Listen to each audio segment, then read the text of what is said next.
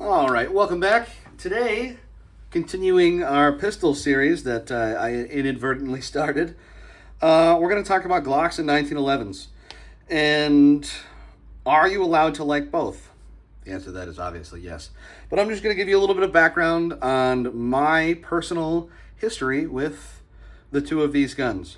So, first of all, I used to live in a band state. And high capacity magazines were a hard no-no for a very long time. So I carried something like this for a while. This is a TSOS Stingray. So it's the Commander version bobtail cut with an alloy frame in 45. And basically my justification for carrying something like this was, if I'm not allowed to have more than 10 rounds, I'd rather have 8 plus 1 of 45 than 10 plus 1 of 9mm. And so I shot a whole pile of 1911s for a really long time. And in that band state, this is Massachusetts, by the way, I will absolutely talk shit about them. In that band state, things are changing now. They're actually getting worse. But at the time, there was something called the Approved Firearms Roster.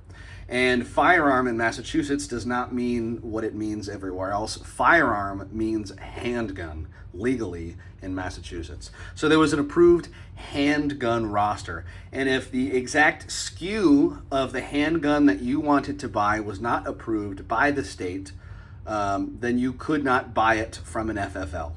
You could buy it private sale and then register it, because Massachusetts is absolutely a registry state. But if it wasn't on there, you couldn't get it from a gun store. And like the process of getting a firearm approved by the state was insane. You had to submit, as a manufacturer, 5 examples of the SKU that you wanted to be put on the list to be sold. And they had to be tested, destroyed, and then you had to pay the state basically royalties to sell it there.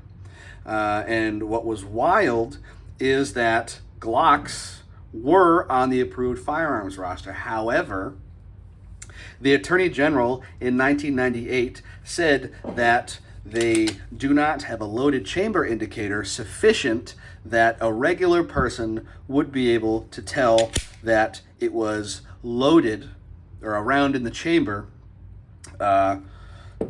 sufficiently, or whatever the wording that they used. And Glock uses their extractor as the loaded chamber indicator, as do a lot of other guns. Basically, if you didn't have a manual safety on your gun, you had to have a loaded chamber indicator to sell it in the state of Massachusetts, along with a whole bunch of other stuff, like the grip had to be sufficiently large that a child couldn't use it, a whole bunch of things like that. Anyways, so Glocks were effectively illegal as of the date that the Attorney General signed that into law, which was, I believe, September of 1998. So any Glock made prior to that was grandfathered in. An FFL could sell that as used, but you couldn't get new stuff in unless you were selling it to law enforcement. So, along with that is the federal firearms ban of 1994 that Massachusetts also kept on the books, which will become relevant shortly. So, again, I carried something like this for a really long time. I got really used to this, and basically, we couldn't have Glocks as a regular old person. So, being the young, arrogant person that I was, I couldn't have Glocks, so of course I was going to talk crap about them. And I talked so much crap about Glock, basically because I had been working in the industry for a while, and everyone and their mother wanted a Glock. Again, for good reason. They're great guns. But more so in Massachusetts, simply because you weren't allowed to have them. And everybody wants the stuff that you couldn't have. And when you have 1 million people a day coming into your store saying that they want a Glock, and then you have to explain to them why they can't have a Glock, even though it is on the approved firearms roster, is very frustrating. So I talked a lot of crap about Glock. long story short. And I was a 1911 guy. And, these are naturally opposed enemies here. And then this gun came into the store, which pre-ban, pre-98 Glocks did quite a bit. And pre-98 basically gets you Gen 1, Gen 2, and the first few months of production of Gen 3. So basically, if a Gen 1 or 2 came in the shop, you knew you were safe to acquire it and resell it. So the Glock 19 is a great gun for concealed carry and all of those things. But what really sold me, and the reason, so it came in on trade and I wanted this gun, it came with this. And this is a pre-94 Glock mag.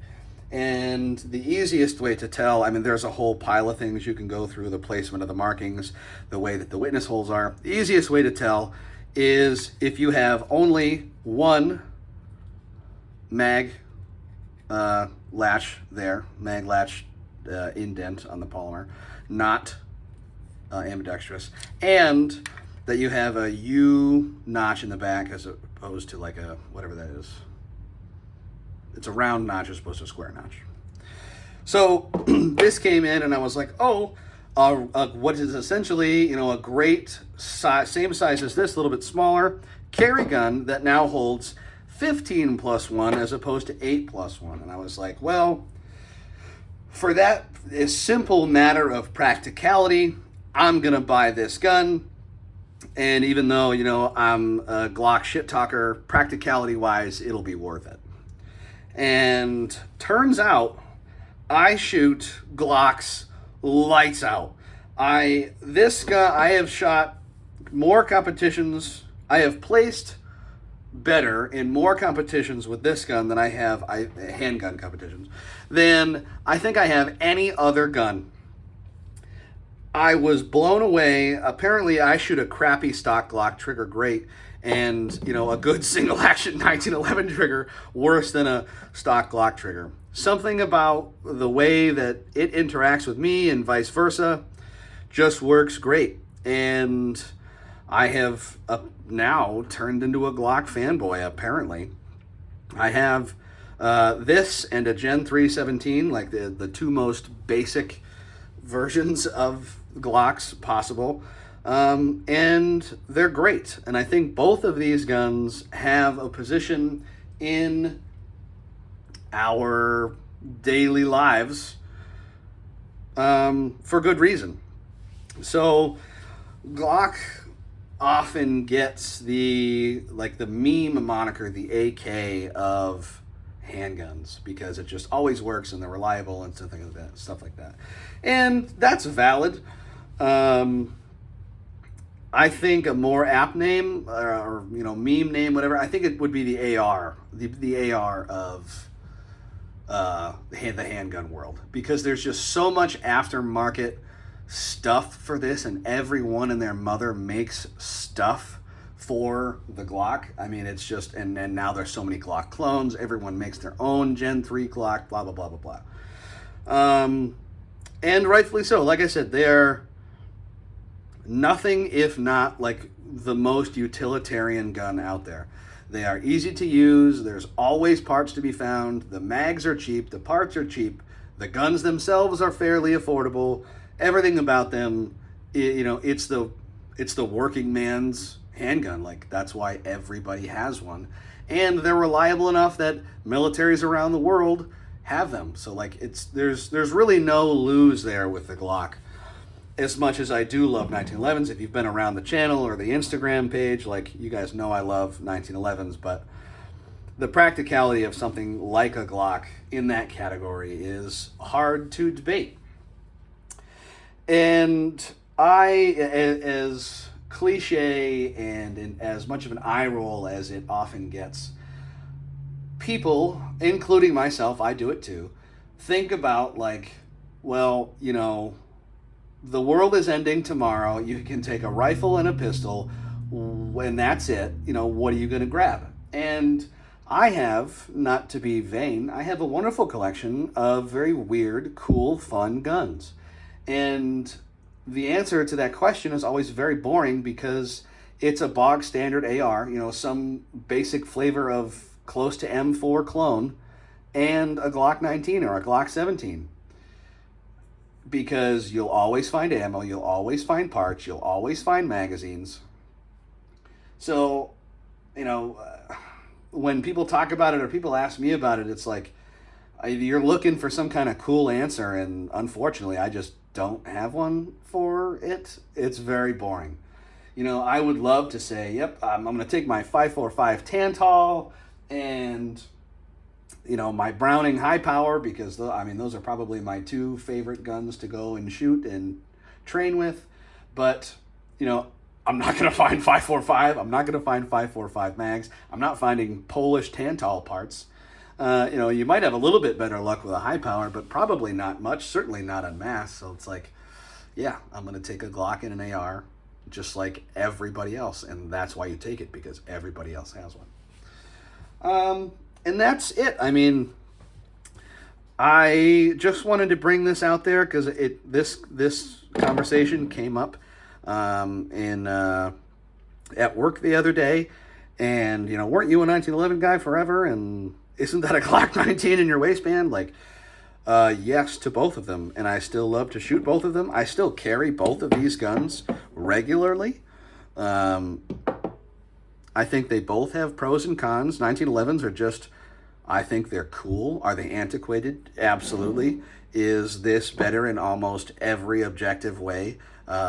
Yes, probably. Maybe less the trigger. You could argue the cartridge, but I mean, that's been kind of put to bed. You know, I'd rather have 15 9mm than 8 45s, personally. Make your shots count, as the Fuds would say. But yeah, so I don't know. I like them both. You're allowed to like both. Don't let anybody tell you that you can't. And carry what you like. Carry what you think is cool. But don't carry something so impractical that it'll get you killed. I had a friend who used to carry 7.62 Tokarev, which is a cool gun, but hard to carry concealed because there's no safety. I mean, what are you going to carry, hammer down on a chamber? Or are you going to rack it when you draw it? I don't know. But, you know, use your head. I believe in you. And thanks for coming to this rant video, which is really all this is. But, yeah, like I said, I like them both. They're both valid. And don't let anybody tell you that it's not.